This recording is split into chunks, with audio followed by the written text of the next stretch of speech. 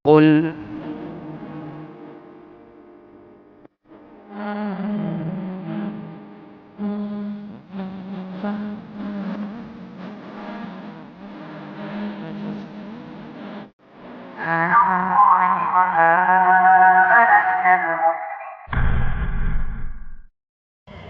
Bismillahirrahmanirrahim. Assalamualaikum warahmatullahi wabarakatuh. Alhamdulillahilladzi hadana li hadza wa ma kunna linahtadiya laula an hadanallah. Laqad ja'at rusulu rabbina bil haqq wa nudu an tilkumul jannah uristumuha bima kuntum ta'malun. Wa asyhadu an la ilaha illallah wahdahu la syarikalah wa asyhadu anna Muhammadan abduhu wa rasuluh. Allahumma salli ala nabiyyina Muhammad wa ala alihi wa man tabi'ahum bi ihsan ila yaumiddin. Allahumma inna nas'aluka ilman nafi'a wa rizqan thayyiba wa amalan mutaqabbala. Puji syukur kita panjatkan pada Allah. Selawat dan salam mugi-mugi tercurah pada junjungan Nabi besar kita Muhammad sallallahu alaihi wasallam. Pada kesempatan pagi hari ini di tempat yang mugi-mugi membawa berkah bagi kita sekalian, kita akan duduk sejenak untuk mendengar firman Allah dan hadis-hadis saking Nabi sallallahu alaihi wasallam. Mudah-mudahan semakin menguatkan iman kita dan menambah ilmu, dan ilmu ini membawa berkah menjadi ilmu yang bermanfaat. Sebelum kami mulai, ada doa yang bisa ibu-ibu hafal. Doa memohon petunjuk dan sifat qanaah. Doa memohon petunjuk dan sifat qanaah. Bisa dicatat, saya tuntun doanya. Saya baca dulu, nanti baru saya diktekan. Allahumma inni as'alukal huda wat tuqa wal afaf wal ghina. Ayo bisa dicatat. Allahumma inni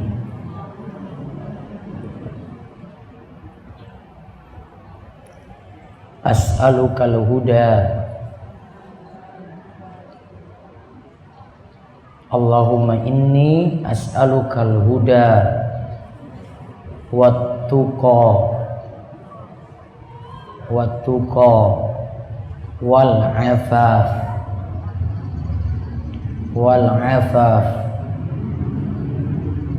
wal ghina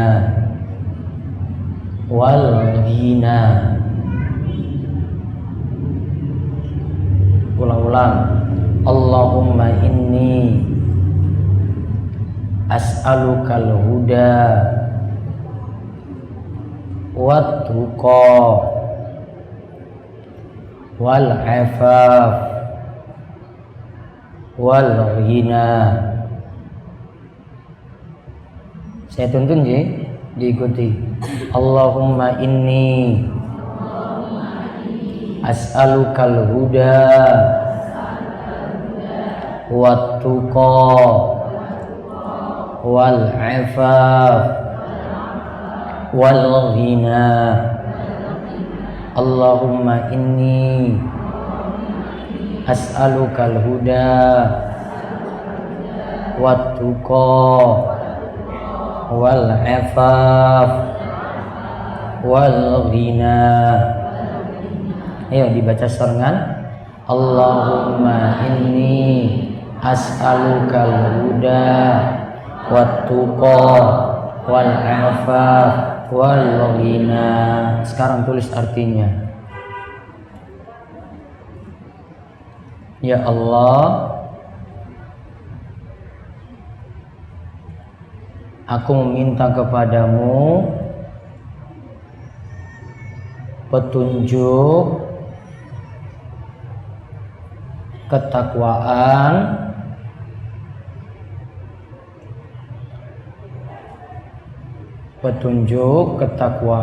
sifat afaf, dijauhkan dari yang haram, dan ghina, kecukupan.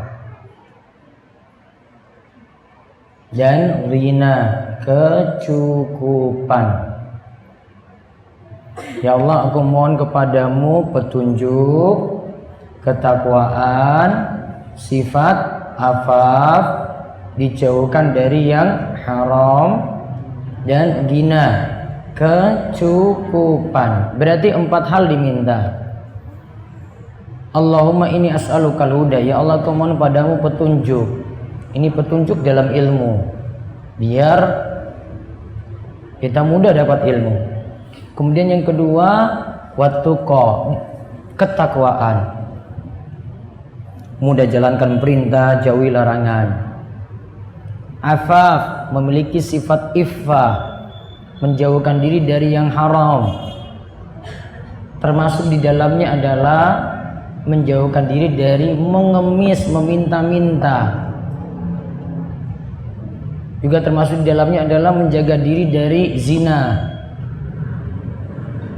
Kemudian wal ghina, dan menjaga diri dari dan diberikan sifat ghina, kecukupan. Bahasa lainnya qanaah. Kecukupan yang di situ dimaksudkan di sini adalah qanaah.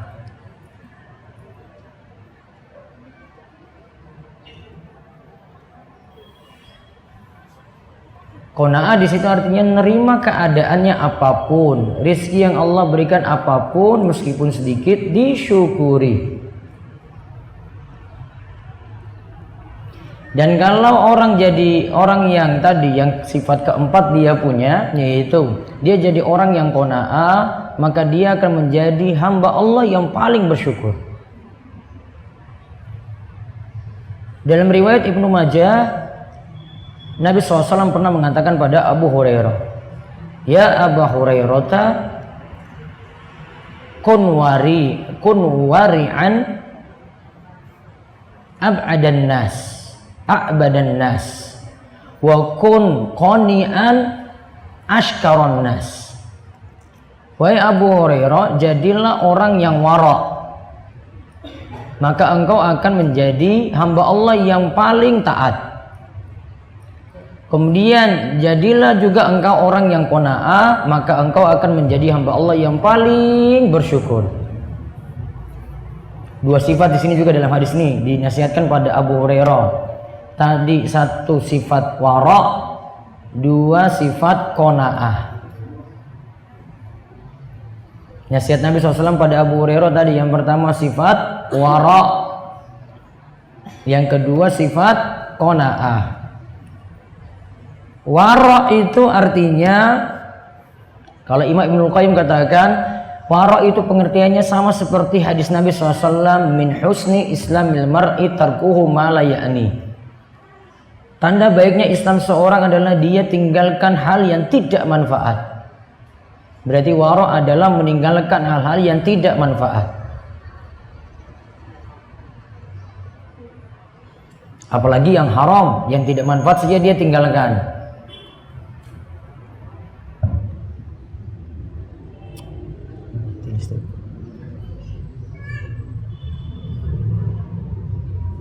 Mati listrik.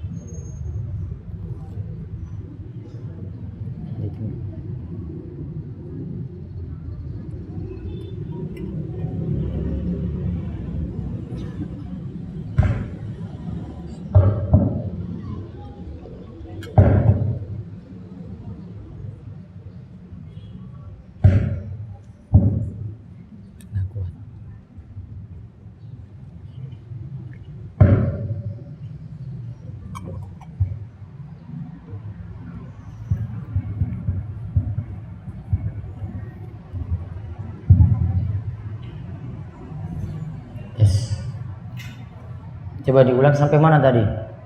Wara', apa pengertiannya? Meninggalkan hal tidak bermanfaat. Kalau yang tidak bermanfaat saja ditinggalkan, apalagi yang haram. Termasuk juga ditinggalkan yang syubhat. Terus yang kedua tadi qanaah. Qanaah tadi selalu merasa cukup, dia hidup sesuai dengan yang apa yang Allah Subhanahu wa taala berikan. Nah, itu muqaddimah untuk doa tadi, dihafalkan dengan baik. Doanya bebas dibaca kapanpun, tidak dikhususkan pada waktu tertentu. Ya, mau baca ya nanti ba'da sholat, setelah zikir dibolehkan. Mau bacanya ketika sujud juga dibolehkan. Mau dibaca antara azan dan iqamah juga dibolehkan. Mau dibaca di sepertiga malam terakhir juga boleh. Nah, sekarang kita lanjut tentang dosa besar. Kemarin kita lihat pengertian dosa besar, keutamaan menjauhi dosa besar, lalu perintah untuk menjauhi 7 dosa besar. Ringkasnya, dosa besar itu adalah dosa yang diancam neraka, terkena laknat, dimurkai, dikenai siksa.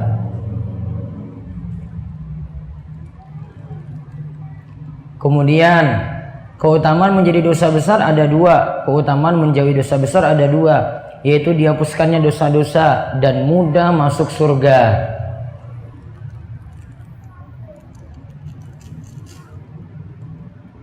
Lalu kita lihat 7 dosa besar. Kemarin sudah saya jelaskan apa belum? 7 dosa besar sudah apa belum? Belum. Ini lambat ya saya bahas nih ya. Baik, kita lihat 7 dosa besar. Nabi SAW pernah menyebutkan dari hadis Abu Hurairah radhiyallahu anhu, "Ijtanibu sab'al mubiqat." Jauhilah 7 dosa besar. Qalu, lantas para sahabat bertanya, "Ya Rasulullah, wa mahunna?" Wahai Rasulullah, apa itu saja dosa-dosa tadi yang disebut dosa besar yang 7? Kemudian Nabi SAW menjawab, asyirku billah, was-sihru, wa qatlun nafsil lati haramallahu illa bilhaq, wa aklur riba, wa aklu malil yatim, wa tawalli yawmaz zahfi, wa qadful muhsanatil mu'minatil ghafilah. Dosa yang membinasakan tadi adalah 1, syirik kepada Allah. 2, sihir. 3, membunuh jiwa yang haram untuk dibunuh, kecuali jika lewat jalan yang benar. 4, makan riba. 5, memakan harta anak yatim. 6, lari dari medan perang. 7, qadzaf. Saya rinci terlebih dahulu. 1 apa di situ? Syirik kepada Allah. Nanti kita bahas. 2 apa? Sihir. Sampai riba. Ya, tak ulang lagi berarti. Yang kedua sihir. Sihir nanti kita tunda bahasanya. Setelah syirik nanti dibahas. 3, membunuh jiwa yang haram untuk dibunuh. Kemudian yang keempat, makan riba. Kemarin sampai di sini?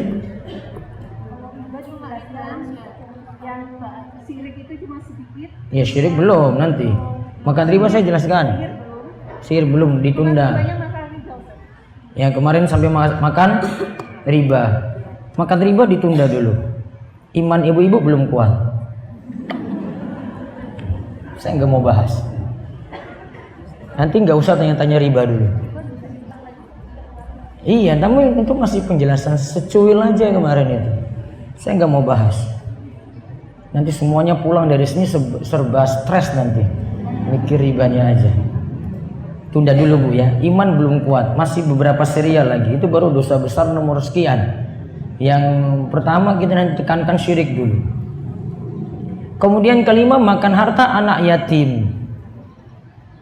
Makan harta anak yatim di sini bagi yang mampu, para ulama rinci, bagi yang mampu, maka dia tidak boleh makan harta anak yatim tadi. Dia cukup penuhi kebutuhannya dengan kemampuan dia sendiri. Kalau dia jadi pengasuh anak yatim. Namun bagi yang rizkinya pas-pasan, kemudian dia mengasuh anak yatim, dia boleh mengambil hartanya sesuai keperluannya saja, tidak boleh lebih. Dan ini jadi penjelasan bahwasanya terhadap anak yatim diasuh dengan baik, tidak boleh menzolimi anak yatim. Karena ada yang merawat anak yatim cuma kedok saja biar nanti dapat sesuatu, yaitu dapat bantuan-bantuan. Namun anak yatim tidak diberi, malah yang mengasuh anak yatim ini yang makmur. Ini termasuk penzoliman pada anak yatim tadi. Padahal Nabi SAW itu katakan bahwasanya ana wa kafilul yatim kahataini. Aku dan pengasuh anak yatim itu bagaikan dua jari ini. Nabi SAW isyaratkan dekat. Ini jari apa ini? Tengah dengan jari telunjuk, dekat jarinya. Artinya sangat-sangat dekat dengan Nabi SAW nanti pada hari kiamat. Maka bagi yang mengasuh anak yatim dengan baik, dia akan mendapatkan pahala besar. Dia zolim, tidak berbuat adil pada anak yatim, mendapatkan dosa besar. Seperti yang disebutkan dalam hadis ini. Penjelasannya nanti ada lagi penjelasan rincinya tentang orang yang makan harta anak yatim. Yang keenam, lari dari medan perang.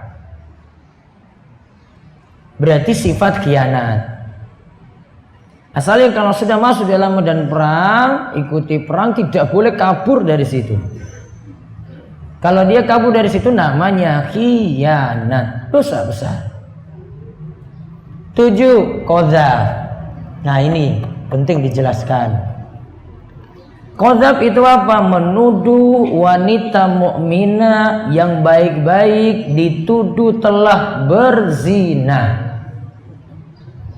Berarti nanti seputar masalah zina. Menuduh wanita yang baik-baik berzina. Ibu-ibu sekalian, zina itu dosa besar enggak? Dosa besar atau tidak? Dosa besar. Kaitannya dengan zina nanti, 1, zinanya dosa besar.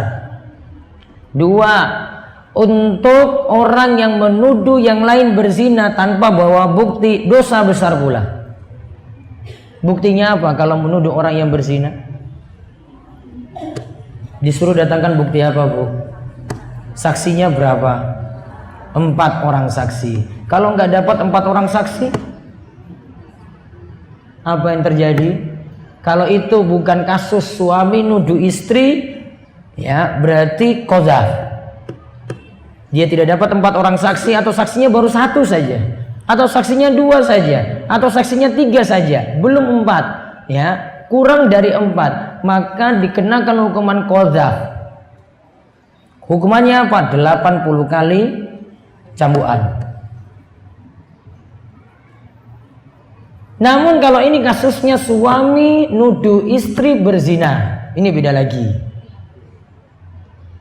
Ya, suami nuduh istri berzina, dia disuruh datang 4 orang saksi nggak bisa. Maka yang dia lakukan adalah saling bersumpah laknat yang disebut li'an. Saling bersumpah apa? Laknat, doa laknat, saling mengutuk.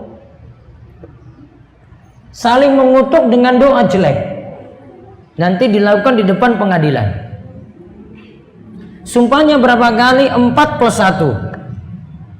4 itu untuk gantikan 4 orang saksi.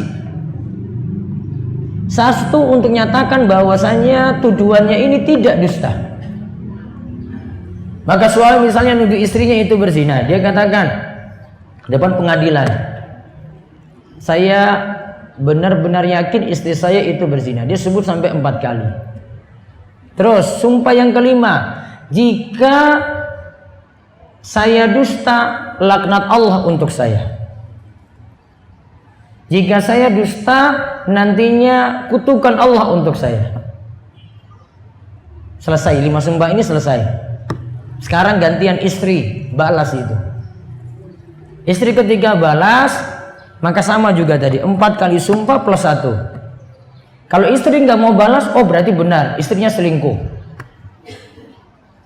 Ya, selesai, nggak dilanjutkan.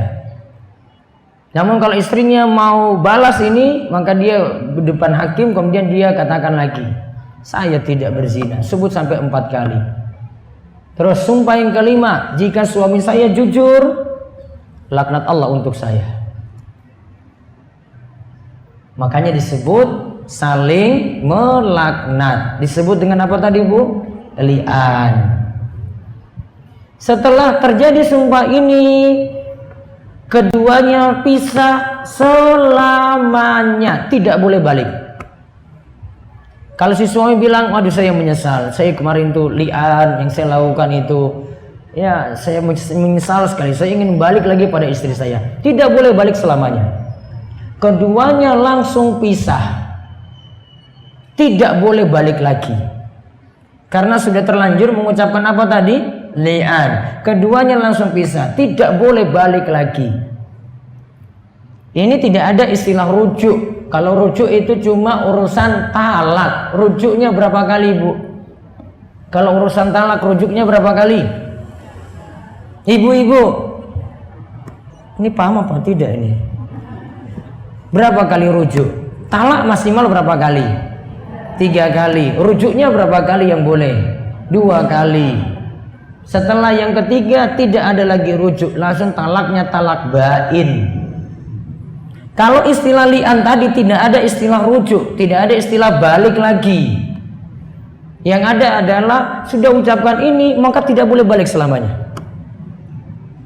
Itu konsekuensi kalau suami istri saling laknat seperti itu, karena sudah nggak saling percaya tadi, maka sumpah tadi itu keluar, maka musibah bagi keduanya.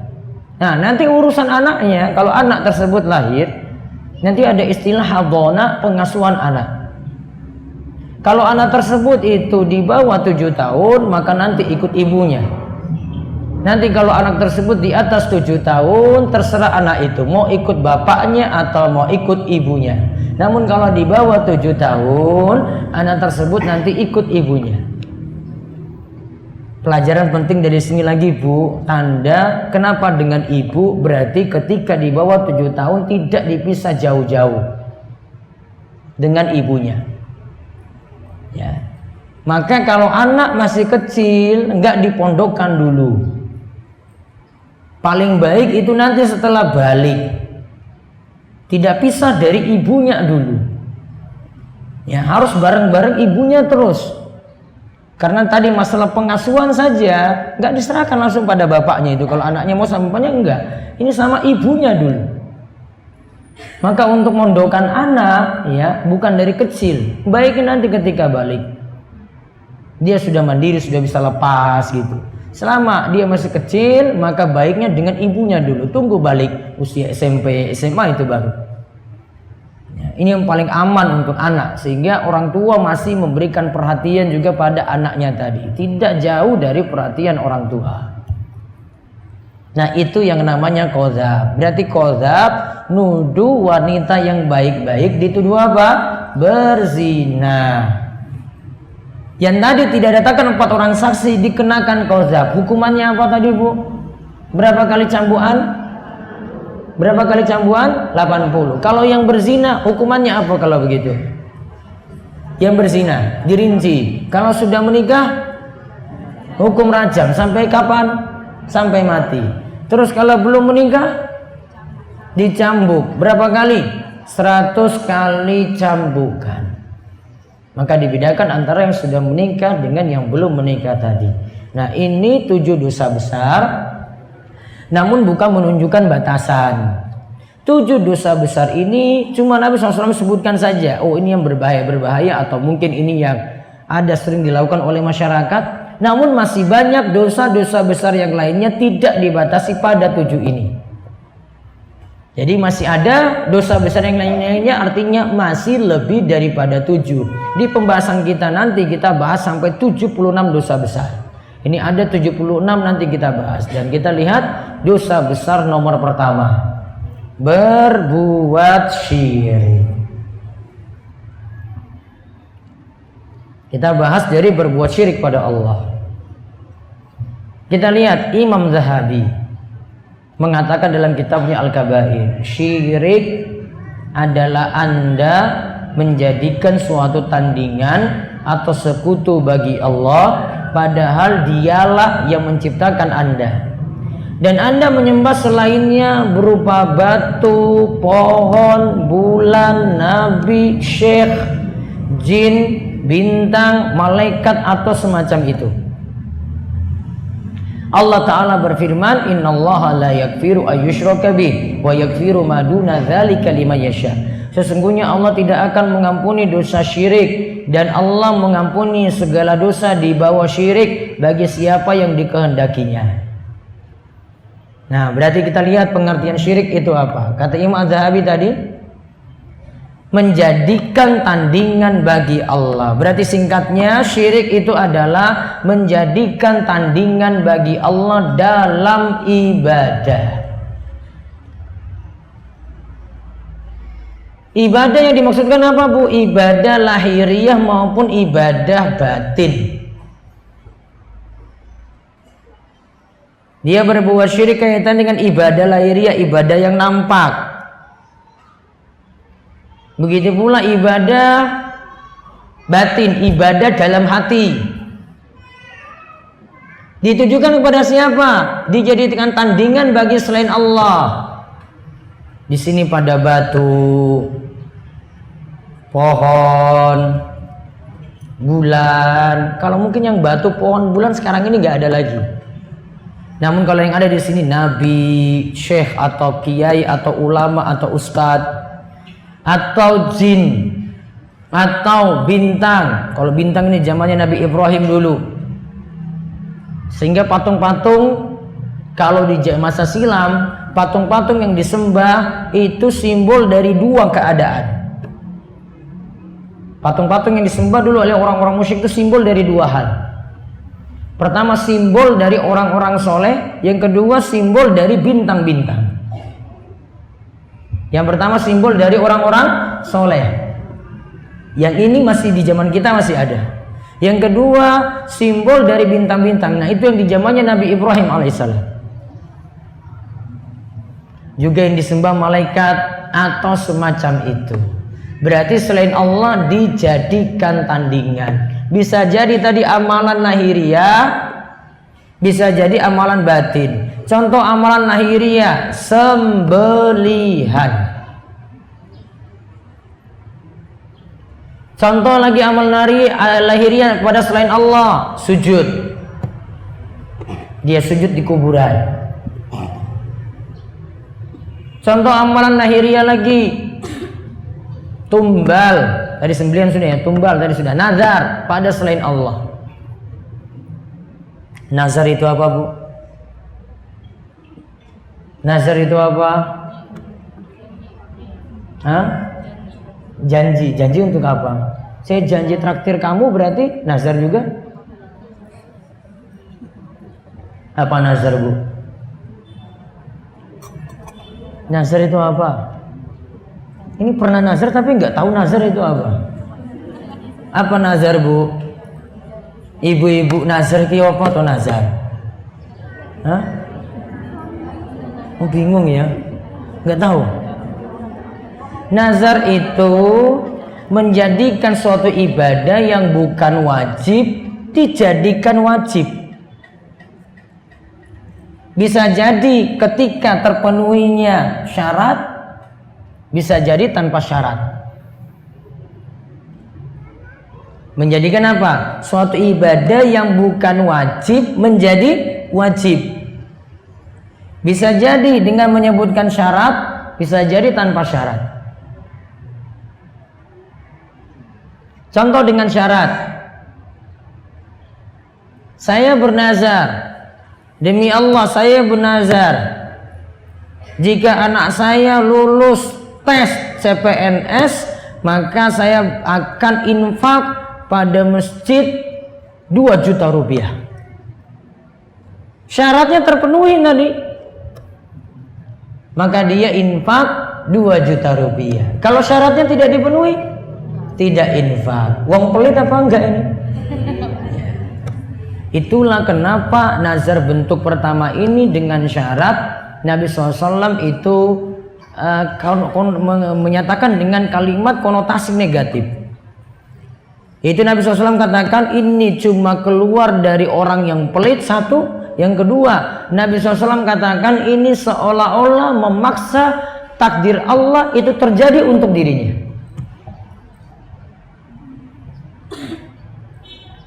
Berarti kalau bentuk ini kita simpulkan seperti itu, berarti nazar dengan syarat dihukumi makruh. Nazar dengan syarat dihukumi makruh. Namun kalau sudah terlanjur mengucapkan, wajib ditunaikan. Berarti kalau tadi sudah diucapkan terus terpenuhi syarat tadi, ditunaikan enggak? Ditunaikan. 2 juta rupiah tadi dia keluarkan.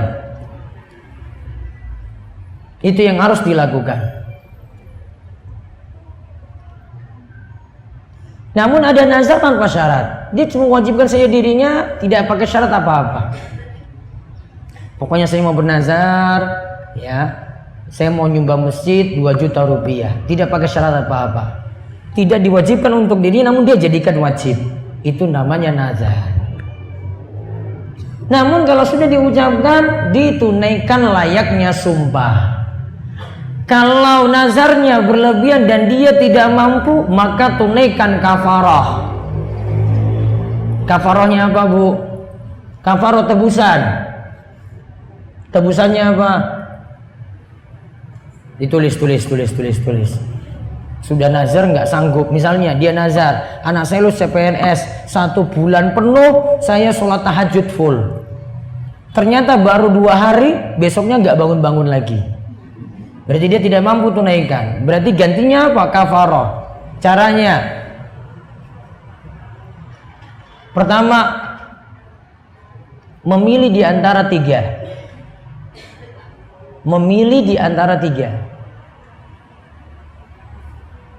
1. Memerdekakan seorang budak. 2. Memberi makan pada 10 orang miskin. 3. Memberi pakaian kepada 10 orang miskin. Ini dipilih ya. 1 apa tadi? Memerdekakan seorang budak. 2.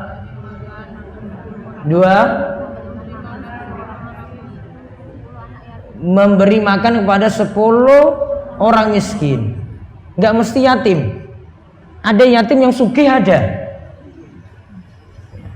Memberi makan kepada 10 orang miskin. Dapat anak yatim yang miskin berarti dikasih. Terus yang ketiga, memberi pakaian kepada 10 orang miskin. 3 itu dipilih. Nah, kalau tidak sanggup yang pertama ini, lakukan yang kedua. Dia nggak punya harta, maka lakukan yang kedua. Yang kedua, kalau pertama tidak sanggup, maka berpuasa selama 3 hari. Berpuasa selama 3 hari. Namun tidak disyaratkan berturut-turut. Yang penting 3 hari. Namun tidak disyaratkan berturut-turut. Jadi misalnya Senin puasa, lompat Kemis, lompat lagi Senin depannya, 3 hari sudah dapat, maka dia sudah bayar kafarah tadi. Namun yang tadi, yang pertama dipilih dulu, kalau nggak sanggup baru beralih ke yang kedua untuk puasa selama 3 hari tadi. Itu bayar kafarah apa, Bu? Nazar. Tadi misalnya saya contohkan, dia janji mau bernazar kalau lulus tadi anaknya ingin sholat tahajud sebulan penuh, namun baru 2 hari nggak sanggup, maka apa yang dia ganti? Bayar kafarahnya tadi. Paham ya? Itu namanya nazar. Kalau punya dasar nazar dulu sampai sekarang belum tunaikan, berarti masih jadi utang.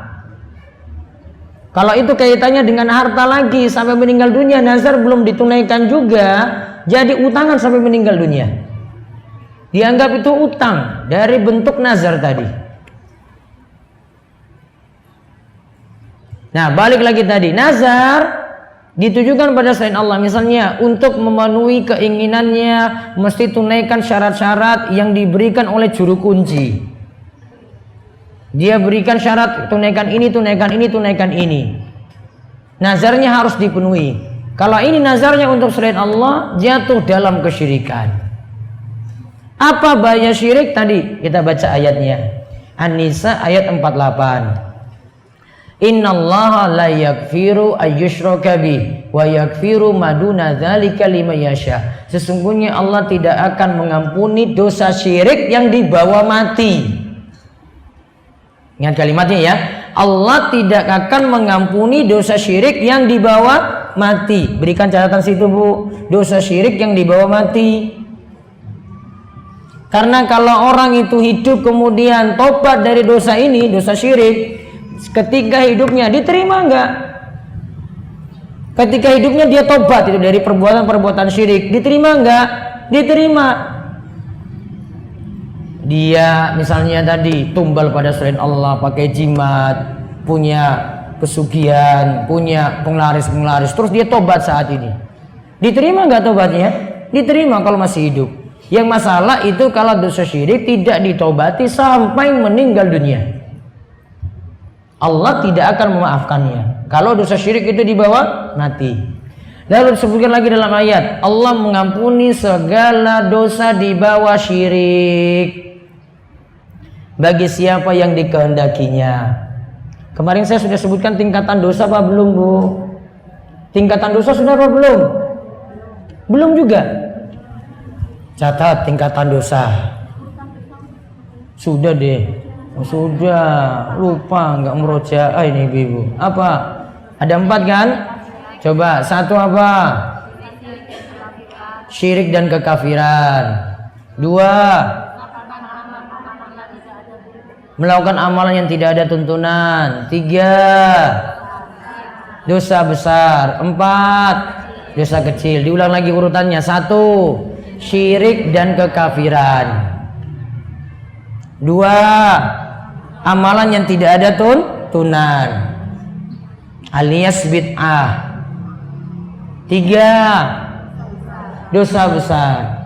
4, dosa kecil. Setan itu akan mengincar kita pada dosa yang nomor 1 dulu. Apa berarti? Syirik dulu. Jika setan sudah berhasil ya untuk nomor 1, wah senang sekali dia. Dia dapat gelar yang luar biasa nanti. Sudah berhasil menyesatkan manusia. Kalau yang pertama tidak berhasil, dia incar yang kedua. Apa yang kedua? Apa yang kedua? Amalan yang tidak ada tuntunan alias bid'ah. Orang dirayu-rayu melakukan amalan ini, banyak-banyak amal saja padahal tidak ada tuntunan. Perbanyak sholatnya, perbanyak zikirnya, namun tidak ada dasarnya sama sekali. Setan rayu situ dulu. Ini sebelum melakukan dosa besar loh ini. Setan rayu itu dulu. Kemudian yang ketiga, jika tadi tidak berhasil yang nomor 2, rayu yang ketiga lagi. Setan goda yang ketiga. Lakukan apa? Dosa besar. Kemudian yang keempat, ya, baru kalau dosa besar tidak bisa, disuruh perbanyak dosa kecil. Sebenarnya ada tambahan lagi, setan goda lagi untuk 2 hal lagi. Namun saya tidak masukin dalam dosa. Tapi setan akan incar lagi 2 hal. Jadi totalnya semuanya ada 6, Bu. Yang kelima, setan akan incar pada hal-hal yang tidak manfaat. Pada hal-hal yang tidak manfaat. Sibuk terus dengan aktivitas dunia, nggak mau nuntut ilmu, nggak mau ngaji, nggak mau ibadah. Pokoknya disibukkan dengan hal yang tidak manfaat terus. Terus yang keenam, setan akan mengincar pada amalan yang kurang utama, padahal ada amalan yang lebih utama. Setan akan incar pada amalan yang kurang utama, padahal ada amalan yang lebih utama. Untuk nomor 5 dan 6 ini nggak masuk dalam urutan dosa, Bu, namun jadi incaran setan. Yang kelima apa? Setan akan mengincar dalam hal yang tidak manfaat. Yang keenam, Diincar pada amalan yang kurang utama, suruh ibu lakukan, padahal masih ada amalan yang lebih utama. Contoh, nih catat contohnya Bu, yang nomor 6 itu.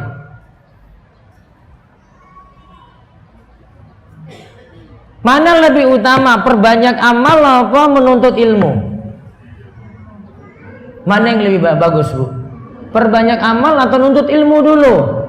Menuntut ilmu. Maka tulis, menuntut ilmu lebih utama daripada amalan sunnah. Menuntut ilmu lebih utama daripada amalan sunnah. Berarti setan nanti akan incarnya gimana? Sudahlah, kamu gak usah ngaji aja, sudah ibadah saja terus. Ngaji cuma tambah-tambah masalah saja, nanti kamu ibadahnya terganggu. Dirayu pada amalan ini, kita tersibukkan dengan amalan yang kurang utama, padahal ada yang lebih utama. Kenapa ngaji lebih utama Bu? Dikarenakan orang yang nuntut ilmu, dirinya jadi baik, dan orang sekitarnya juga jadi baik. Ibu dapat ilmu, pengaruh untuk ibu, dan juga kalau bawa pulang ilmu ini ke rumah, pengaruh juga untuk orang-orang yang ada di rumah. Suami masih malas-malasan ibadah, ibu nasihati paling, walaupun dengan cerewet dikit lah, atau cerewetnya banget Bu, ya ada, punya pengaruh kan tadi ilmunya, punya pengaruh. Sedangkan kalau dia cuma pentingkan ibadah sunnah saja, manfaatnya untuk dirinya sendiri. Makanya Imam Syafi'i mengatakan, thalabul ilmi afdalu minan nafilah. Menuntut ilmu itu lebih afdal daripada ibadah sunnah, daripada sholat sunnah. Menuntut ilmu lebih afdal daripada sholat sunnah. Itu kata Imam Syafi'i. Contoh lagi,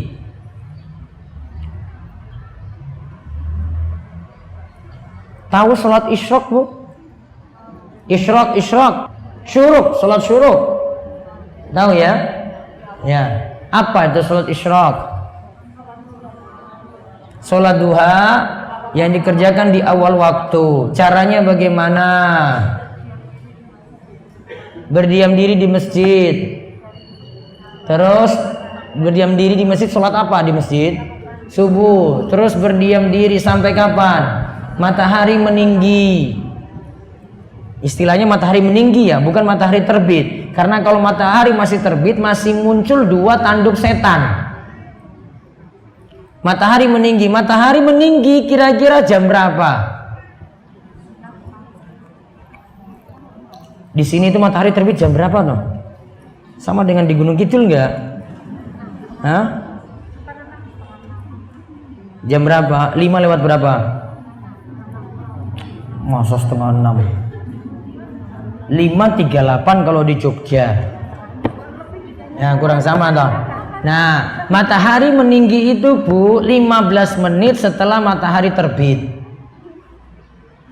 15 menit setelah matahari terbit. Taruhlah tadi 5.40 tambah 15 tadi berapa? 6 kurang 5. Nah, itu baru boleh sholat syuruk atau sholat isyraq. Pahalanya apa?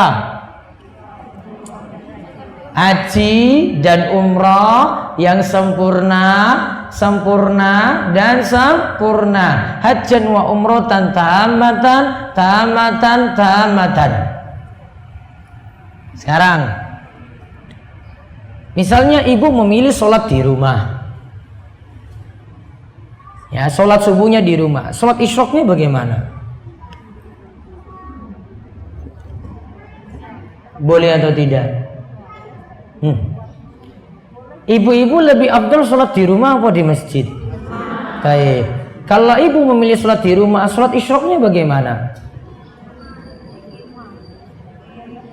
Hah? Bagaimana kalau gitu? Kan tadi kan ibu sudah katakan ibu afdolnya di rumah kan?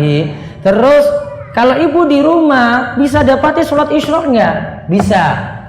Caranya gimana? Setelah subuh diam tadi sampai jam berapa tadi? 6 kurang 5. Namun tidak boleh nyambi aktivitas apapun. Orang senang sek toh.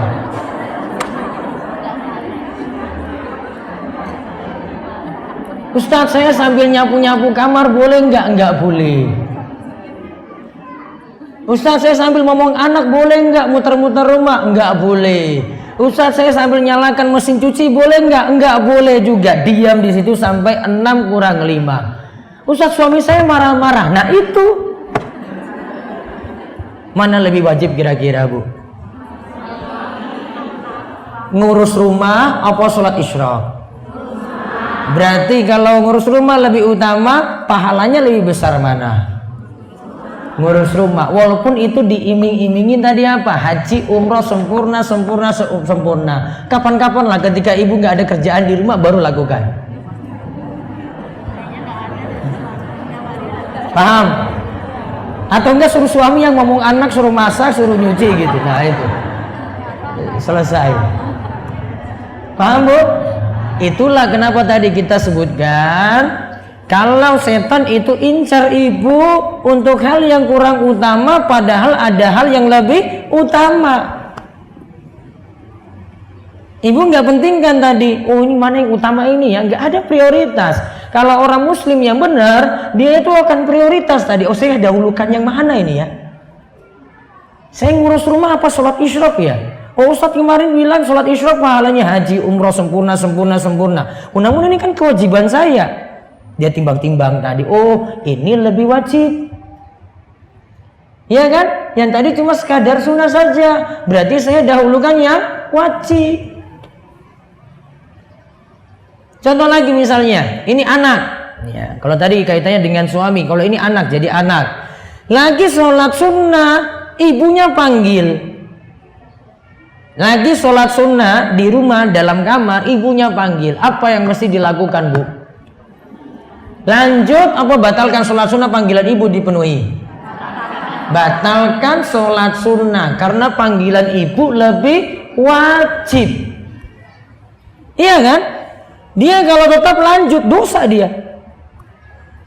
Walaupun dia lagi sholat sunnah, dia lanjutkan tadi dosa itu. Belum lagi kalau ibunya itu dia nggak bisa nahan emosi, terus doakan jelek lagi. Seperti kisahnya Juraij. Juraij itu kisah di masa silam. Juraij itu orang yang taat ibadah, masya Allah ibadahnya itu luar biasa. Di masjid terus nggak keluar. Suatu saat ibunya itu panggil Juraij, ada urusan. Juraij lagi sholat sunnah ketika itu. Juraij mikir, aduh saya ini batalkan. Penuhi panggilan ibu, apa lanjut sholat sunnah? Yang pertama Juraij putuskan saya tetap lanjut, maka dia lanjutkan sholat sunnah tidak peduli panggilan ibunya. Yang kedua juga sama, dipanggil lagi dia lanjut sholat sunnah tidak penuhi panggilan ibunya. Yang ketiga juga sama, sampai ibunya doakan, wahai Juraij, sebelum engkau meninggal dunia, engkau akan bertemu dengan wanita pelacur, kamu lihat wajahnya langsung. Padahal tadi kesenangan Juraij di mana? Masjid coba. Orang mungkin berpikir ini gimana dua ibunya ini bisa terkabul uang Juraij saja di masjid. Ternyata ada suatu kisah Juraij ini kena kasus. Dia dituduh menghamili seorang perempuan sampai punya anak. Maka ketika itu perempuan ini ditanya, kamu ini hamil gara-gara siapa? Anak ini anaknya siapa? Perempuan ini nuduh yang hamili saya itu Juraij. Maka raja bilang pada rakyatnya, hancurkan tempat ibadahnya Juraij. Pergi sana, kalian hancurkan masjidnya. Kemudian masjidnya dihancurkan. Ketika dihancurkan, Juraij ditarik sampai dibawa di hadapan raja dan jadi tontonan orang banyak. Ketika itu perempuan-perempuan nakal keluar juga. Maka semua lihat Juraij. Juraij kemudian memalingkan wajah ke hadapan wanita pelacur tadi yang ada nonton Juraij sambil senyum Juraij. Kenapa senyum? Dia ingat doa ibunya terkabul. Iya kan? Dia ingat doa ibunya terkabul. Makanya jadi seorang ibu jangan doakan jelek pada anak. Bisa terkabul nggak Bu? Bisa. Juraij saja orang yang baik-baik, ibadah terus di masjid. Namun karena satu hal dia itu tidak paham, dapat doa jelek dari ibunya terkabul tadi. Walaupun ibunya nggak doanya macam-macam loh ini. Ibunya nggak bilang nanti kamu kecelakaan di jalan, enggak. Kakimu nanti patah, enggak juga. Cuma apa tadi? Lihat wajah wanita pelacur. Nggak ada mudarat bagi dia cuma lihat aja. Namun itu suatu aib. Lantas dia dibawa di hadapan raja.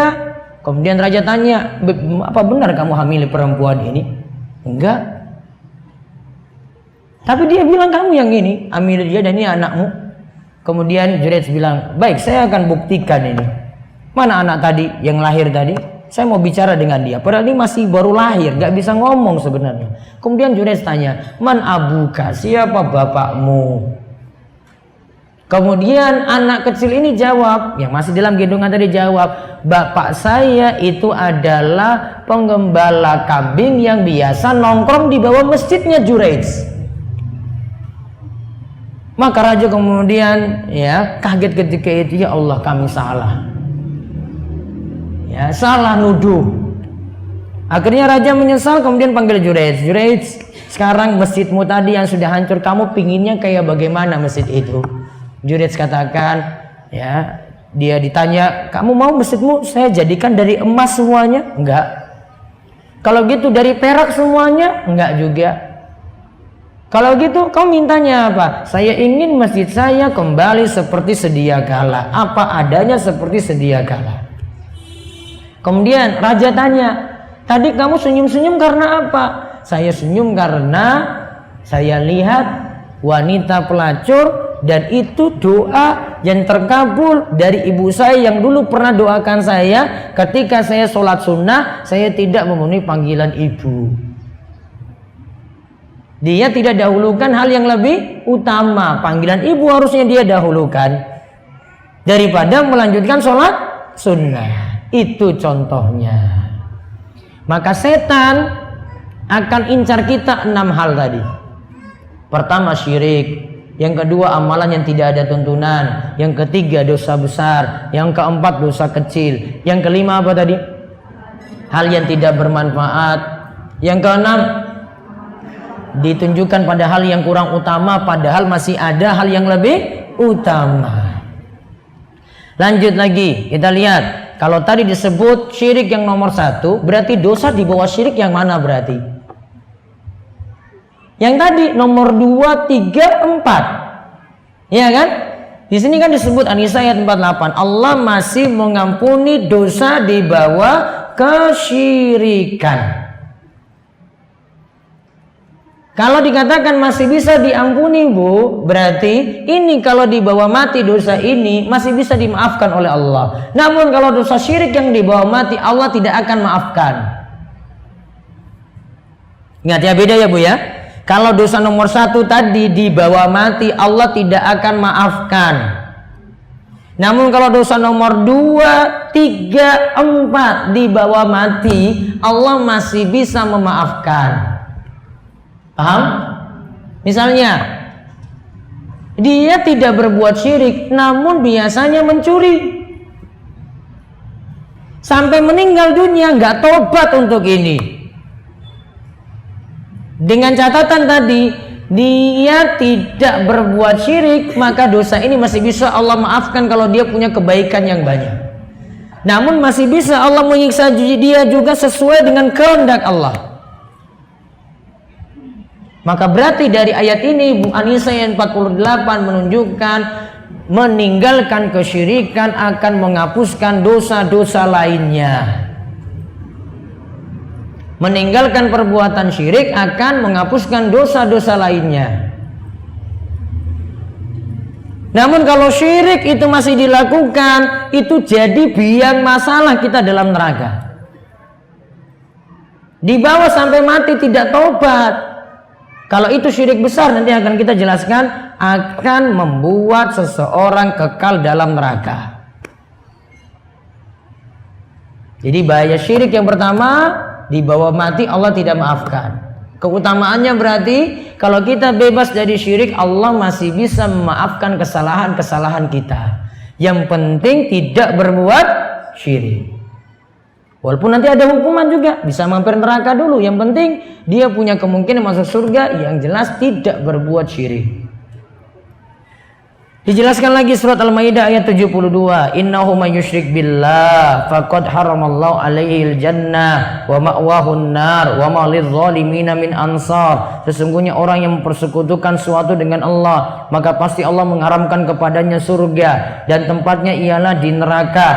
Tidaklah ada bagi orang-orang zalim itu pun seorang penolong. Artinya Al-Maidah ayat 72, orang yang berbuat syirik tidak akan mendapat pertolongan pada hari kiamat. Dan pertolongan yang bisa kita dapatkan apa, Bu? Nantinya pada hari kiamat selama orang itu bertauhid, tidak berbuat syirik, bisa dapat pertolongan lewat syafaat. Bisa dapat pertolongan lewat syafaat. Syafaat itu, Bu, pertolongan pada hari kiamat nanti. Bisa jadi syafaatnya itu dari Nabi. Bisa jadi syafaatnya itu dari orang-orang soleh. Bisa jadi syafaatnya dari kerabat terdekat. Anak beri syafaat pada orang tua beri syafaat pada anak. Artinya syafaat ini dia menyelamatkan nanti kalau anak tersebut disiksa, orang tuanya disiksa, dia selamatkan dari neraka. Kalau orang berbuat syirik tidak dapat syafaat berarti.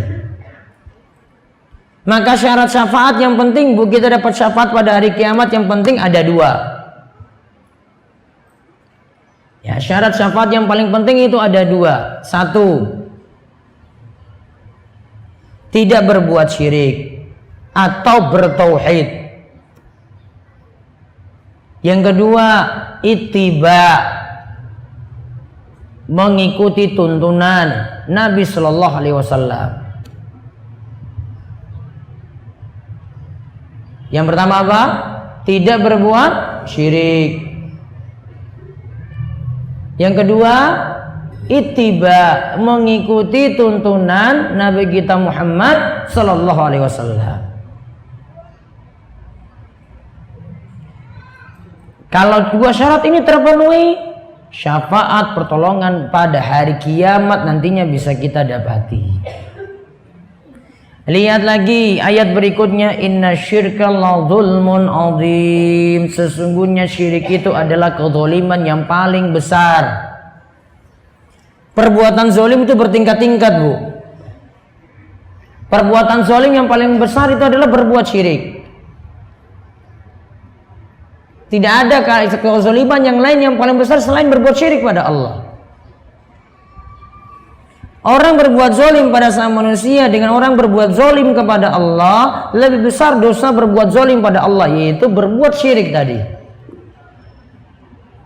Maka kalau demikian, yang wajib kita pelajari adalah dosa yang membuat kita itu banyak terjerumus dalam neraka. Ini paling besar peluangnya adalah ketika orang itu berbuat syirik.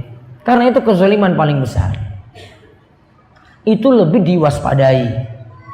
Kalau iman sudah kuat, tauhidnya sudah bagus, insya Allah untuk hal yang lainnya nanti dia akan tinggalkan. Makanya yang tadi, Bu, riba tadi, kan tadi disebut riba ya. Riba itu bisa ditinggalkan kalau iman diperbaiki dulu. Ada yang takut-takuti dengan riba, namun iman ibu belum kuat, percuma tadi nasihat masuk. Belum waktunya. Dia mau tinggalkan amalan yang tidak ada tuntunan, iman belum kuat, nggak akan terima. Dari iman dulu. Nah, lalu dari surat Luqman tadi kita lihat keterangan dari Imam Zahabi di bawah. Dan ayat-ayat mengenai dosa besar ini amatlah banyak. Karena itu, barang siapa yang menyekutukan Allah, kemudian dia mati dalam keadaan sebagai seorang musyrik, maka dia termasuk penduduk neraka secara qat'i, tidak bisa dibantah. Di garis bawah, Ibu, siapa yang menyekutukan Allah kemudian mati dalam keadaan sebagai seorang musyrik, maka dia termasuk penduduk neraka. Terus sebagaimana halnya orang yang beriman kepada Allah lalu mati dalam keadaan seorang mukmin, maka dia termasuk penduduk surga. sekalipun dia mungkin akan terlebih dahulu diazab di neraka karena dosa-dosa selain syirik yang pernah dilakukannya. Yang penting syaratnya beriman, Bu.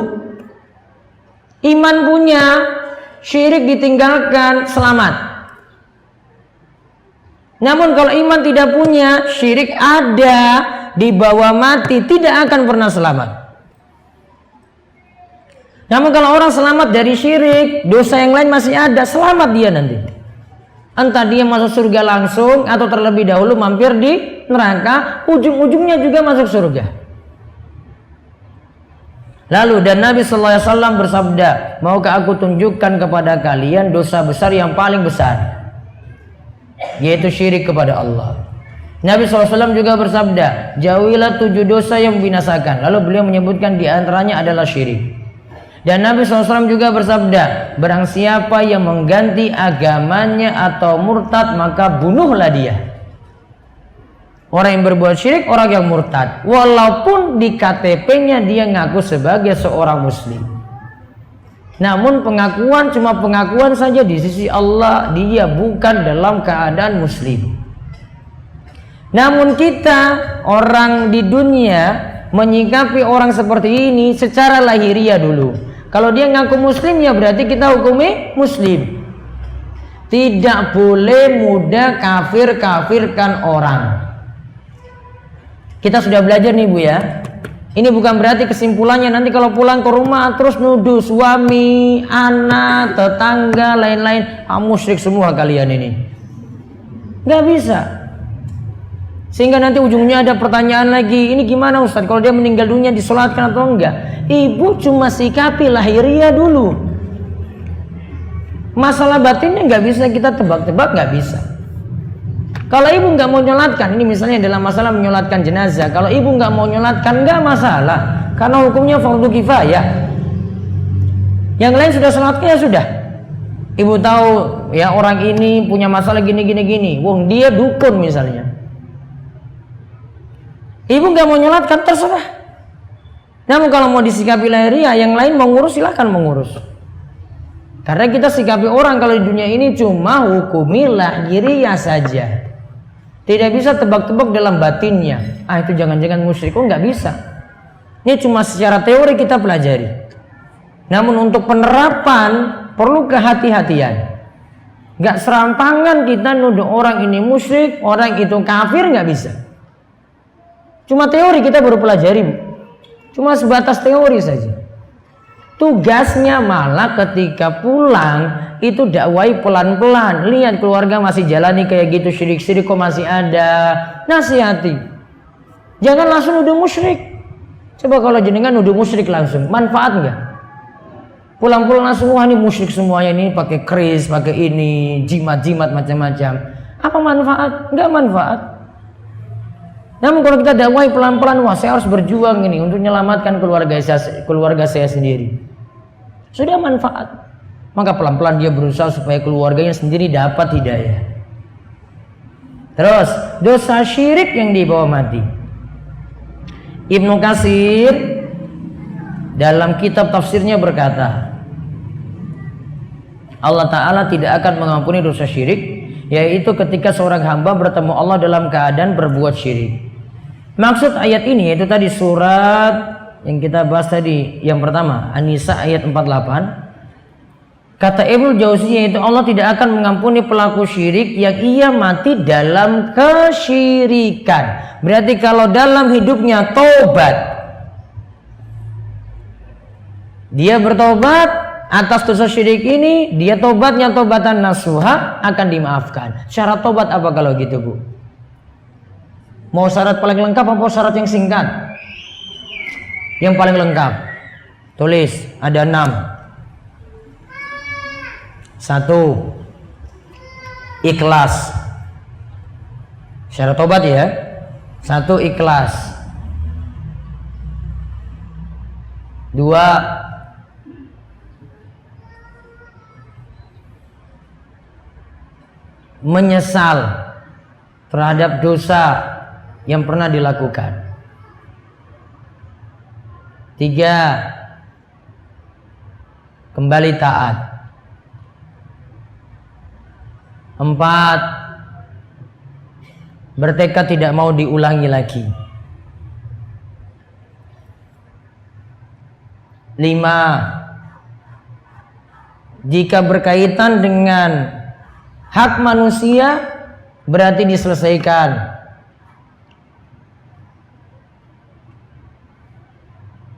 6, bertobat sebelum waktunya habis. Waktunya habis kapan, Bu? Mati atau terbitnya matahari dari arah tenggelamnya. 6 ini dipenuhi dengan baik, itulah namanya taubatan nasuha. Tanpa mesti ibu lakukan sholat sunnah taubat. Sholat sunnah taubat hukumnya sunnah saja. Namun 6 syarat tadi hukumnya wajib. Diulang. 1 apa tadi? Ikhlas. 2, menyesal. 3, kembali taat. 4, bertekad tidak mau mengulangi lagi. 5, jika berkenaan dengan hak sama manusia diselesaikan. Contoh apa? Punya utang, berarti bayar utang. Pernah nyolong barang, berarti kembalikan barang. Pernah nipu orang, minta maaf. Karena ini sama manusia semuanya. Yang ke-6, tobatnya dilakukan sebelum masanya selesai, sebelum waktunya selesai. Syirik juga demikian. Tobatnya ikhlas. Menyesal dulu pernah berbuat syirik.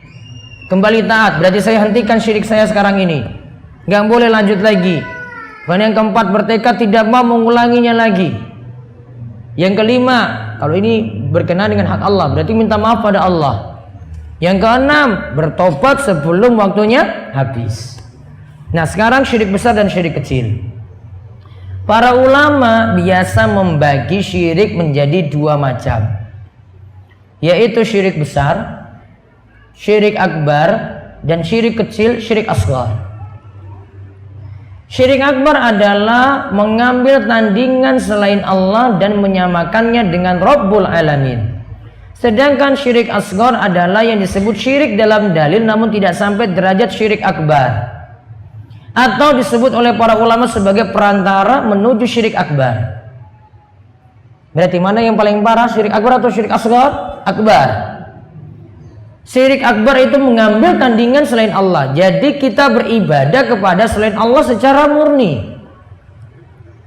Doa kepada selain Allah, sujud kepada kubur, nazar untuk penuhi tumbal-tumbal karena permintaan dari juru kunci supaya dapat pesugihan, penglarisan dan seterusnya.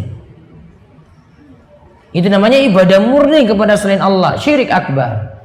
Kalau syirik asghar, syirik kecil, disebut dalil dalam dalil syirik, namun tidak keluarkan orang dari Islam. Contoh, pakai jimat raja. Selama dia tidak meyakini bahwasanya ini yang datangkan pertolongan, namun yang nolong Allah ini cuma jadi sebab, syiriknya syirik asghar. Namun syirik asghar tetap lebih parah daripada dosa besar. Syirik asghar, syirik kecil tetap lebih parah daripada dosa besar. Lihat di sini contohnya, contoh syirik akbar, contoh syirik besar, bernazar kepada selain Allah, tawaf keliling kubur. Paham tawaf? Yang benar tawaf keliling apa? Ka'bah. Kalau tawaf keliling kubur, syirik akbar. Dan berdoa minta pada penghuni kubur. Juga berdoa pada orang yang sudah mati. Mencintai selain Allah sebagaimana kecintaannya pada Allah. Meminta perlindungan atau isti'adzah pada selain Allah. Contoh minta perlindungan gimana? Ketika lewat tempat-tempat yang angker, kemudian minta permisi dulu. Gimana caranya uang Klaten ini? Nah, pamit-pamit dulu kan? Itu syirik. Menjadikan perantara selain Allah antara dirinya dengan Allah dan bertawakal padanya. Contoh syirik kecil, bersumpah dengan selain Allah. mengagungkan makhluk yang tidak sampai derajat ibadah. Maka kalau pada orang-orang soleh tidak boleh diperlakukan berlebihan. Contoh, bekas minum ya kiai atau ustadz tidak boleh diagungkan berlebihan. Kadang ada yang kasih wadah full, kemudian ini cuma minum sedikit, sisanya ngalap berkah. Nggak boleh, masuk syirik asghar. Nampannya juga dibuat besar, cuma makan sedikit, sisanya jadi arakan, ngambil berkah, ngalap berkah. Hal ini cuma ada di masa Nabi SAW, para sahabat lakukan untuk kanjeng Nabi, namun tidak lakukan untuk sahabat-sahabat lainnya. Ini nggak ada sahabat-sahabat junior lihat Abu Bakar lagi makan, kemudian sisanya itu Abu Bakar itu makanannya jadi ngalap berkah, nggak pernah. Itu cuma ada ketika Nabi SAW hidup. Berarti ini cuma kekhususan bagi Nabi SAW. Keringat beliau mereka ngalap berkah, keringat dari Nabi SAW orang ngalap berkah, boleh. Untuk keringatnya Abu Bakar, Umar, Utsman, Ali nggak pernah. Ya, itu masuk syirik tadi. Itu contoh mengagungkan makhluk berlebihan. Ini belum sampai syirik akbar nih loh Bu, namun sudah menyikapi berlebihan. Ya. Kalau ada perbuatan seperti ini ditinggalkan. Terus contoh lagi syirik kecil, memakai jimat yang meyakini dapat mencegah ain, pandangan hasad. Ain paham Bu ain? Apa bahasa Jawa nih? Hah? Kalau ada yang punya penyakit nggak senang pada orang, cuma lihat saja, misalnya pada anak, terus anaknya nangis-nangis terus. Ah bahasanya Bu? Nah, sawan tadi. Iya kan? Cuma orang-orang tertentu dia lewat lihat ada bocah makan Indomie ya, terus dia pingin itu, harus langsung ke batin, dia pingin tadi nggak dituruti, akhirnya dia beri ain tadi, sawan tadi, akhirnya nangis-nangis terus bocah ini. Itu namanya ain, pandangan orang yang nggak senang. Di antara sebabnya ain itu ada Bu, karena nggak ada benteng perlindungan, nggak dilindungi dengan zikir-zikir. Orang tuanya malas baca zikir, anak juga nggak diajarkan baca zikir, atau dalam rumah nggak ada ibadah, nggak ada pelindung, maka ain mudah masuk. Solusinya adalah cegah, bisa cegah tadi dengan zikir. Namun kalau sudah terjadi, kalau tahu yang ini si ain yang beri ain, dia dipanggil, kemudian wudhu, bekas wudhunya ditampung, disiramkan pada anak yang kena ain. Namun untuk cara ini kalau memang buktinya ada, kok dia yang beri sawan tadi, kok dia yang beri ain tadi. Kalau nuduh orang sembarangan nggak boleh. Kok tiba-tiba tetangga dipanggil, sini kamu wudhu sini, bekasnya ditampung, kok dia nangis-nangis nanti, kok saya dituduh. Tuduh sembarangan nggak boleh, harus ada bukti dulu. Orang ini biasanya itu kayak gitu. Nah, baru dia dipanggil untuk wudhu, bekas wudhunya dipakai untuk mandikan anak yang kena ain tadi. Nah, kalau orang jahiliyah dulu Bu, biasa lindungi anak mereka pakai jimat-jimat biar anaknya nggak kena gangguan. Sekarang anak ibu mau lindungi bagaimana kalau gitu? Pakai kayak gitu juga? Enggak. Kalau orang dulu itu biasanya pakai apa? Ada yang dikalungkan di sini, terus ada ujungnya gantungan ini apa biasanya? Wong desa nih biasanya ada ini. Hah? Apa disebut apa Bu? Hah? Pokoknya macam-macam ada yang digantungkan di sini, iya kan? Iya. Masih ada di kota lagi. Ini biasanya cuma di desa-desa di pelosok-pelosok aja itu kayak gitu. Ya, pakai kayak gini biar anaknya nggak nangis-nangis terus. Nggak boleh gantungan kayak gini. Ini sama seperti orang jahiliyah untuk cegah ain. Terus sholat menghadap kiblat untuk Allah, namun menganggap lebih afdol jika dilakukan di sisi kubur. Nggak boleh ngagungkan kubur-kubur dengan nganggap ibadahnya lebih afdol di situ. Ini saya contohkan, contohnya kalau ini adalah sholat di masjid yang ada kubur. Kenapa Bu? Perasaannya pasti akan berbeda. Apalagi di situ ada kuburan orang soleh. Orang akan sholat di situ kalau dia punya keyakinan lebih pada orang soleh ini. Oh, saya tenang sekali. Saya kok sholat di Masjid Melinjon kok sini nggak kayak gitu. Saya kok sholat di sini kok tenang sekali. Saya kok berdoa kok khusyuk sekali. Maka dia bolak-balik ke tempat itu.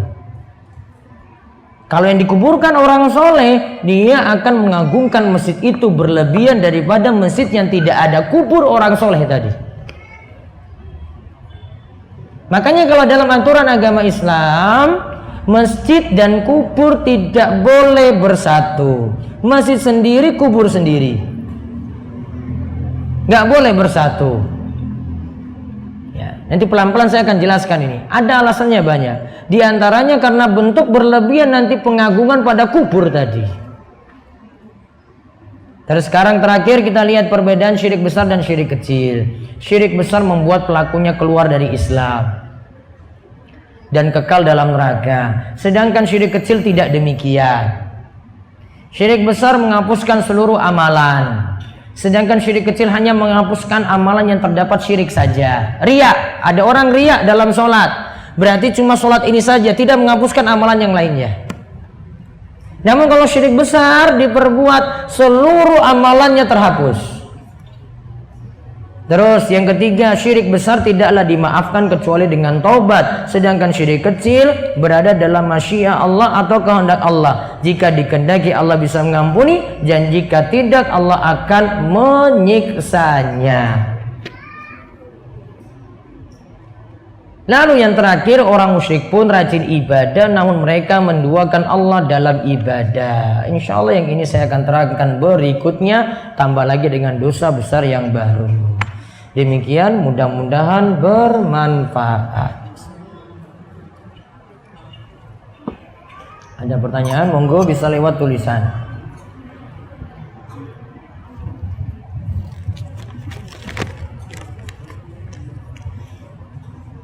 Ustadz, bagaimana hukum memindahkan makam orang tua atau saudara kita yang sudah meninggal? Alasan keluarga sudah pindah domisili dan tidak ada yang merawat makam tersebut. Pertama, baiknya yang sudah dikubur ya tetap di situ saja. Ini bukan keadaan darurat. Yang kedua, merawat kubur itu tidak jadi harus. Yang lebih dipentingkan adalah bagaimana anak-anak itu bisa mengirimkan pahala untuk yang telah meninggal dunia. Ada mengirimkan pahala yang pahalanya masih nyampe pada yang meninggal. Contoh, sepakat ulama, doa nyampe pada yang meninggal dunia. Anak doakan apapun situ nyampe. Dua, sodakoh atas nama yang meninggal dunia. Ini misalnya ibu beli mushaf Quran, beli mushaf Quran, tulis ini wakaf atas nama siapa. Sedekah pakai uang kita ini, namun di atas namakan orang tua tadi kan, maka pahalanya nyampe pada orang tua. Itu lebih daripada ibu rawat kubur. Ibu rawat kubur namun tidak pernah ada amalan kayak gini untuk orang tua. Manfaatnya apa coba? Kesannya apa untuk orang tua? Nggak ada. Karena ibu ngurus ya benda luar, nggak ngurus untuk sampainya pahala. Sampainya pahala itu cuma dengan dalil-dalil saja, Bu. Gak mesti dengan kubur yang mewah. Orang tua itu lebih pentingkan amalan-amalan anaknya itu nyampe pada dia tadi. Doa, sodako, bisa juga dengan bentuk menjalin hubungan silaturahim dengan kerabat. Nyampe juga pada orang tua itu. Manfaat ini baik juga untuk orang tua kita. Sampai juga memenuhi janji-janjinya, juga bayar utang-utangnya. Itu juga bermanfaat untuk yang telah meninggal dunia. Wallahu a'lam.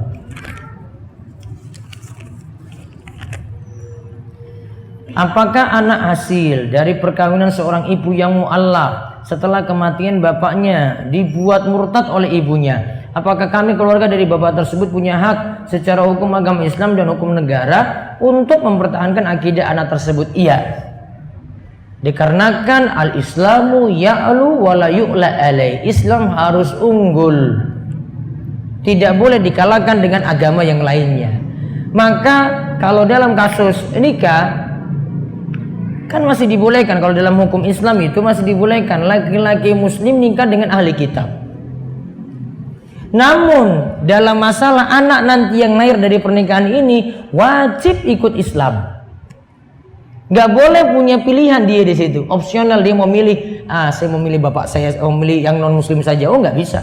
Tetap harus ikut Islam. Karena apa? Al Islamu ya'lu wa la yu'la alaih. Islam itu harus unggul, tidak boleh di bawah. Sehingga Islam yang dimenangkan ketika itu. Jadi pertahankan akidahnya, ya, karena orang tuanya yang masih muslim kayak itu atau orang tuanya yang mu'alaf tadi ikuti Islam, maka Islam yang dipertahankan. Wallahu a'lam. Dulu pernah mengucapkan, awas jangan panjat-panjat, nanti jatuh, kakinya bisa patah seperti temannya. Nah, ditakutkan ini doa jelek dari ibu. Cara menghapuskan doa ini bagaimana? Balik dengan doa baik. Hapus tadi doanya dengan, ya Allah maafkanlah kesalahan saya dulu, mendoakan doa jelek pada anak saya. Terus ganti dengan doa-doa yang baik pada anak. Cukup seperti itu, dan besok tidak diulang-ulangi lagi. Jadi ibu itu banyak-banyak sabar. Paham ibu ya? Jika ada orang sakit lalu menggantungkan kesembuhannya pada obat, rumah sakit dan metode pengobatan lainnya seperti itu termasuk syirik juga enggak? Kalau dia bersandar pada dokter, hilang tawakalnya pada Allah, berarti kurang tawakalnya pada Allah. Baiknya cuma cari sebab saja lewat dokter atau lewat obat tadi, namun pasrahnya tetap pada Allah untuk kesembuhan. Jadi seperti itu yang benar. Anak saya berusia 14 tahun, berada di pondok pesantren. Ternyata selama 1 tahun di sana dia bercerita kalau tidak betah karena hal-hal banyak yang gak srek di hati, seperti khataman di makam pada malam hari, sholat di makam, sholat subuh jadi tidak berjamaah. Apakah yang harus saya lakukan Ustadz? Ibu narik anak tersebut dari sekolah tadi dan pindahkan ke sekolah yang tidak ada amalan-amalan seperti itu. Tadi apa tadi coba? Khataman di makam. Berarti nganggap baca Al-Quran lebih afdol di makam tadi, Bu. Gak mungkin gak punya keyakinan lain. Sholat di makam juga. Sholat yang dibolehkan di makam cuma sholat jenazah saja, yang lainnya nggak boleh. Ya, saya khawatir ini akan berkelanjutan terus, malah pelan-pelan nanti anak ibu yang nanti dakwai ibu untuk ikut lagi. Ya. Saran saya, tarik anak itu dari pondok tadi dan sekolahkan di sekolah yang akidahnya lebih bagus. Anak saya umur 13 tahun, laki-laki. Saya menemukan video porno di HP-nya. Padahal dia sekolah di pesantren. Saya harus bagaimana Ustadz? Saya sedih sampai nggak bisa berkata-kata. Sedang bila suami tahu pasti anak saya dipukuli, suami temperamen. Saya belum beritahu suami. Nasihati anak baik-baik. Jadi kita dapat ambil pelajaran gini, Bu. Tidak semua yang sekolah di pondok berarti punya dampak positif. Walaupun memang mayoritas punya dampak positif.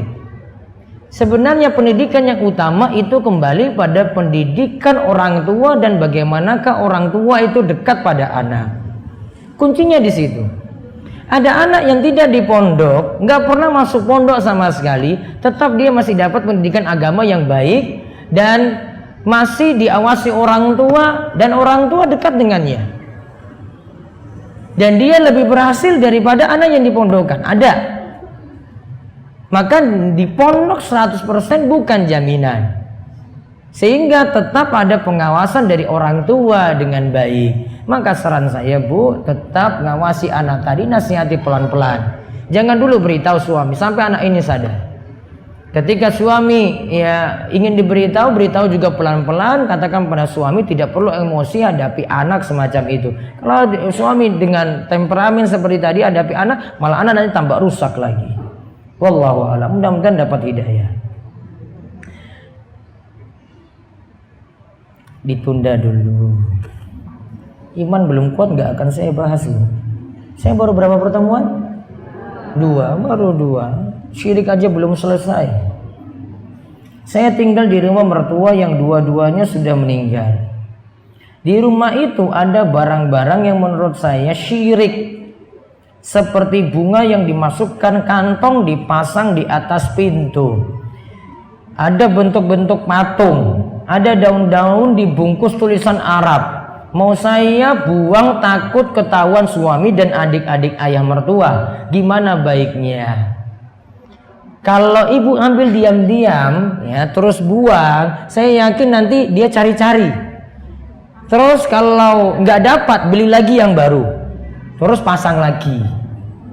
Diambil lagi, dibuang lagi, bolak-balik seperti itu lagi, Bu. Maka saran saya, nasihati itu baru manfaat. Nasihati pelan-pelan, pahamkan itu agama dulu. Atau suruh datang ke majelis-majelis ilmu biar paham-paham kayak tadi. Ya, kalau sudah paham seperti ini, insya Allah akan tinggalkan pelan-pelan.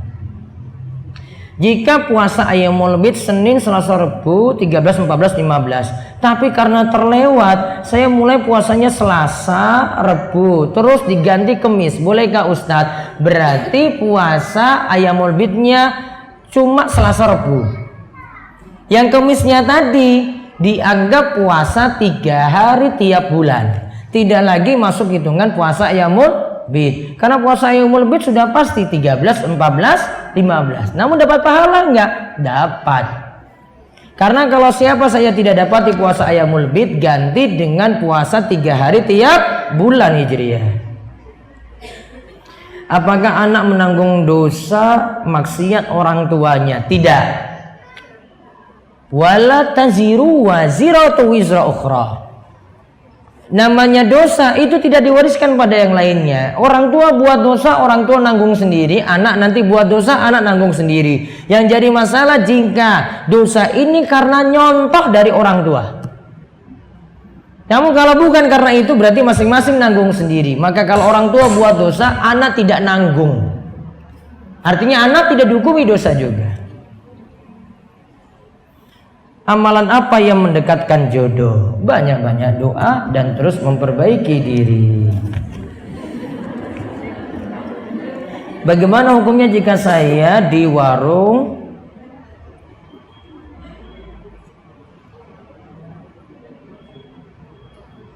tunda dulu. Apa hukumnya melarang seseorang untuk menuntut ilmu? Enggak boleh. Kecuali di sini, kalau ini ibu nanya gini, gimana kalau suami saya larang saya untuk ngaji nuntut ilmu? Sekarang, tetap dituruti nggak tadi larangan suami? Artinya ibu nggak berangkat ngaji. Gimana Bu? Mana yang lebih penting, manut pada suami apa ngaji? Ibu-ibu, manut suami apa ngaji? Kalau ilmunya bisa dicari tanpa hadir majelis ilmu karena dengan terpaksa seperti itu, berarti nurut suami. Namun kalau urgen sekali ilmunya, tidak ada jalan lain, suami nggak ngajarkan di rumah, saya nggak ada fasilitas lain kecuali untuk datang pengajian, maka ketika itu unggulkan ini. Namun kalau bisa tetap minta izin pada suami, bilang baik-baik, ingin jadi orang baik, maka cuma bisa dengan belajar agama saja. Ustadz, dosa zina di Indonesia kan tidak bisa ditunaikan kafarohnya. Maksudnya mungkin dihukumi rajam tadi atau cambuk. Maka caranya berarti cuma tobat saja. Tobat dengan memenuhi apa tadi? 6 syarat. Ada yang meyakini kalau menghindari ain pandangan yang buruk dengan memakai kacamata. Kacamata nggak ngaruh Bu, bisa tembus. Nggak ngefek tadi kacamata Bu. Kalau dia mau ain, dia sawan ya tetap jadi itu. Walaupun ibu pakai kacamata, pakai tameng, kayak pakai apa, nggak ngaruh. Saya tahu kalau tidak dibahas riba, karena emang banyak yang belum siap. Saya ingin solusi juga amalan untuk terhindar riba walaupun dengan background syariah. Pelan-pelan ya Bu ya. Nanti imamnya stabil dulu gitu. Ini syirik saya sudah nerimanya berat. Tambah lagi riba kan? Nanti pulang sini stres Ibu ya. Tunggu. Pelan-pelan.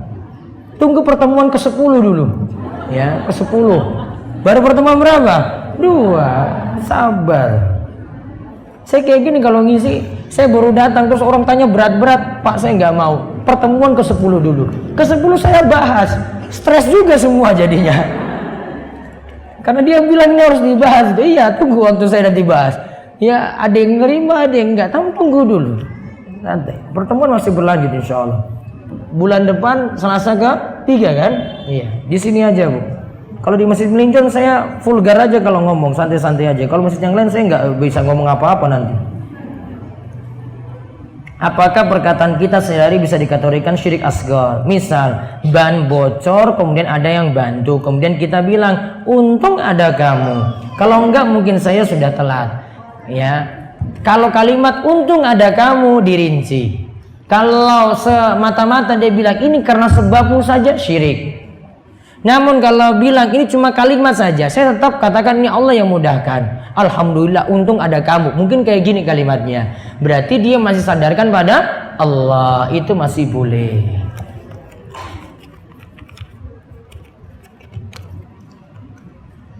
Jika kita bernazar, tapi syarat nazar dikabulkan setelah sekian lama, akan tapi kita lupa bernazar apa? Ya sudah tunaikan kafaroh. Ya kan? Tadi kafarohnya sudah paham ya? Nah kafarohnya ditunaikan. Bagaimana sikap kita jika punya saudara yang murtad padahal sudah dinasihati terus menerus? Boleh tidak kita menjaga jarak? Kalau sudah nasihati terus menerus tidak diperhatikan nasihatnya tadi, ya sudah. Bagaimana lagi? Innaka la tahdi man ahbabta. Engkau tidak bisa memberikan hidayah pada orang-orang yang engkau cintai. Tugas kita cuma nyampaikan saja. Wa ma alaina illal balagul mubin. Tugas kita cuma beri nasihat, penyampaian. Hidayah Allah yang beri. Dia murtad, qadarullah, gimana lagi? Wong paman Nabi SAW saja tidak bisa masuk Islam. Paman Nabi SAW Abu Thalib tidak bisa masuk Islam. Ya. Ini menunjukkan ada hikmah nanti. Coba nanti ditimbang-timbang hikmahnya. Boleh jadi ini akan jadi semangat untuk ibu supaya nasihati terus keluarganya. Atau ibu jaga keluarga yang lain biar tidak seperti itu lagi. Maka terus belajar supaya bisa mendakwahi dengan baik.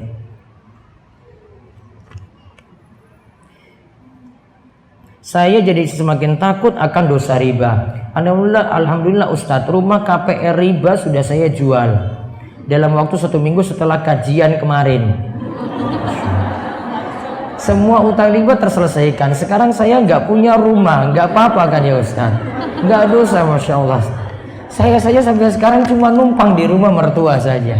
Saya nggak ada rumah apa-apa, cuma dapat mertua yang mampu, ya sudah alhamdulillah. Nyantai hidupnya, nggak terlalu pusing macam-macam. Ya, nggak pusing tadi mikir untuk rumah sendiri, nggak pusing lagi mikir untuk KPR, nggak pusing lagi macam-macam. Kalau ibu sudah seperti ini, alhamdulillah. Tapi tadi katakan nggak punya rumah, yo prihatin aku jadinya. Saya nggak punya rumah. Ya mudah-mudahan ini cuma kalimat saya, tetap ada rumah lah Bu. Ya.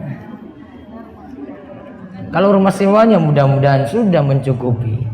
Sebagai ganti berdiam diri di masjid setelah subuh bagi wanita boleh di rumah. Kalau menunggu waktu sampai jam digunakan dengan baca Al-Quran. Apakah boleh Ustadz? Boleh. Tadi kan yang saya cuma bilang nggak boleh nyambi.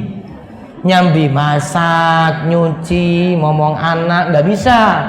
Yang bisa ibu diam di tempat. Berarti apa? Baca zikir pagi petang, baca Quran, ya doa, boleh. Nunggu sampai jam 6 tadi. Kapan anak dikatakan yatim? Anak dikatakan yatim jika minimal bapaknya meninggal dunia. Bapaknya, nggak mesti dua-duanya. Bapaknya meninggal dunia disebut yatim. Ya. Istilah piatu, nah ini bukan istilah Quran. Istilah Quran itu adalah dengan yatim. Contoh pada ayat ara'aital ladzi yukadzibu biddin fadzalikal ladzi yad'ul yatim. Mereka tidak mendorong untuk menyantuni anak yatim. Yatim siapa? Ditinggal mati bapaknya.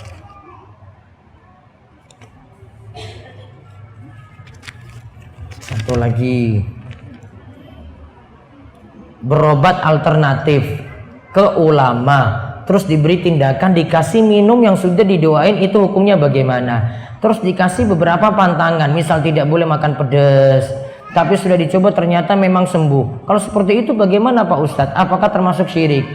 Sembuh tidak boleh berdasarkan testimoni. Sembuh itu bukan sekadar sembuh saja, Bu. Sembuh itu mesti menempuh cara yang benar. Saran saya ini, pertama, jenengan datang ke tempat seperti ini berarti punya keyakinan khusus pada manusia. Hatinya terlalu bersandar pada orang, tawakal kurang pada Allah. Walaupun memang dibolehkan kalau ada yang ruqyah terus bacakan pada minum, kemudian diminumkan tadi pada orang yang ingin disembuhkan dengan cara ruqyah. Namun baiknya ruqyah langsung. Ini yang sakit ini dibacakan di sini terus langsung disuruh minum juga di tempat. Namun bukan standarnya orang yang baca ini yang punya pengaruh, orang yang baca ini. Namun apa? Bacaan ruqyah tadi, bukan orangnya. Siapapun bisa lakukan. Kalau dia milih orang, berarti sandarkan diri pada manusia. Tawakalnya sudah kurang pada Allah. Nah ini, kasus ini cuma tawakal yang kurang saja. Saran saya tidak tempuh seperti itu. Namun yang dia tempuh adalah tawakal penuh pada Allah, cari sebab saja yang syar'i, yaitu ke dokter, lebih ke medis, itu lebih saya sarankan daripada pengobatan alternatif seperti ini. Wallahu a'lam bishawab. Pertanyaan sisa insya Allah saya jawab nanti bulan depan. Ya itu saja, mudah-mudahan manfaat dan Allah berikan kita taufik dan hidayah, terus kita dimudahkan untuk menambah ilmu dan kita diberikan keistiqomahan. Demikian kita cukupkan, kami tutup dengan doa kafaratul majlis. Subhanakallahumma bihamdika asyhadu an la ilaha illa anta astaghfiruka wa atubu ilaik. Assalamualaikum warahmatullahi wabarakatuh.